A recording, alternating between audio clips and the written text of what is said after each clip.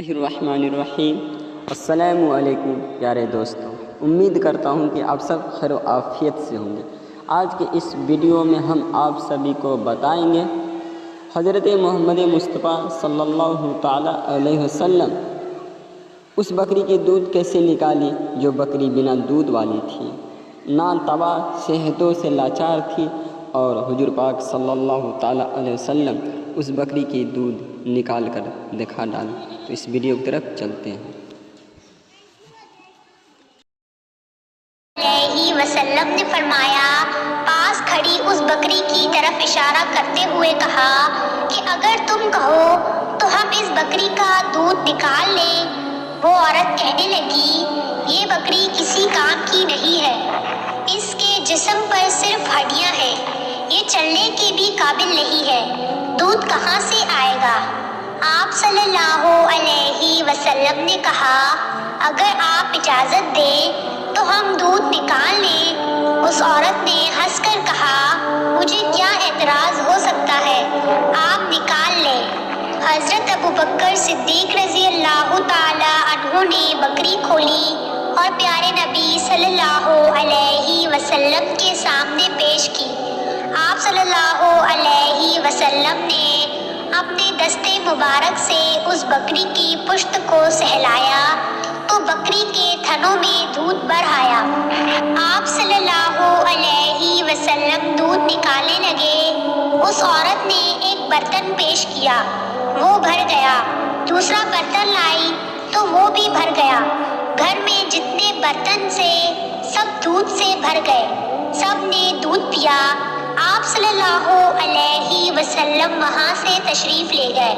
اس عورت کو خوشی کے عالم میں آپ صلی اللہ علیہ وسلم کا نام پوچھنا یاد نہ رہا۔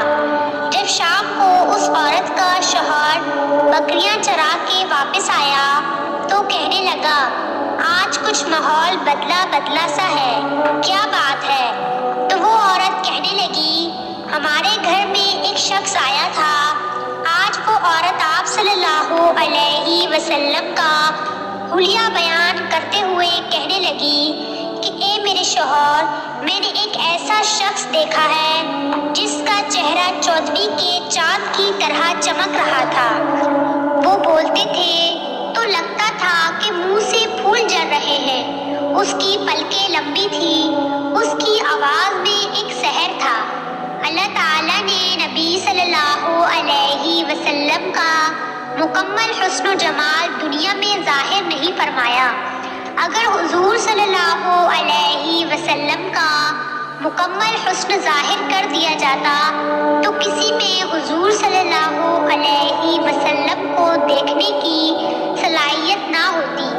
صحابہ کرام عرض کرتے ہیں کہ حضور صلی اللہ علیہ وسلم کے جسم سے گرنے والے پسینے کو ہم جمع کر لیا کرتے اور اسے بطور عطر استعمال کیا کرتے تھے۔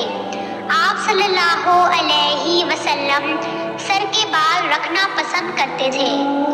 ایک مرتبہ پیارے نبی صلی اللہ علیہ وسلم اور حضرت عائشہ رضی اللہ تعالی عنہا بیٹھے ہوئے تھے۔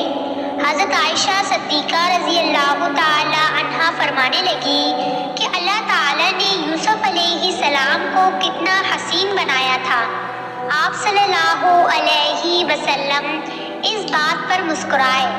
اچانک آپ صلی اللہ علیہ وسلم کے چہرے پر ایک ایسا نور آیا کہ حضرت عائشہ بے ہوش ہو گئی۔ جب انہیں ہوش آیا تو آپ صلی اللہ علیہ وسلم نے فرمایا، اے عائشہ، یہ تو بس ایک نور کی جھلک تھی، اللہ تعالیٰ نے مجھے 7 پردوں میں چھپا کر رکھا ہے۔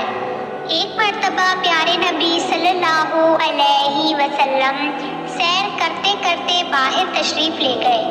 آپ ایک ایسی جگہ سے گزرے جہاں ایک قافلے نے پڑاؤ کیا ہوا تھا۔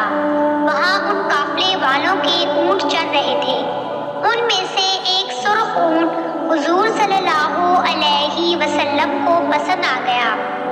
آپ صلی اللہ علیہ وسلم نے قافلے والوں سے پوچھا کہ اس اونٹ کو بیچو گے؟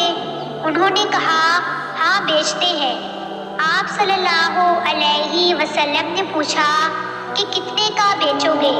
انہوں نے چند دینار بتائے، سودا طے ہو گیا۔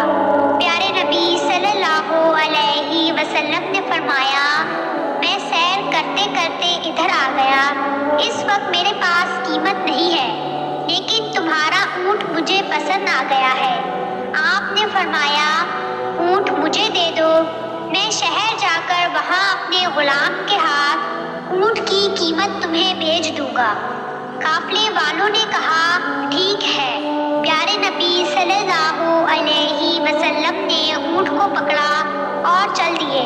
پیارے نبی صلی اللہ علیہ وسلم جا رہے تھے تو وہ قافلے والے آپ کو دیکھتے رہے۔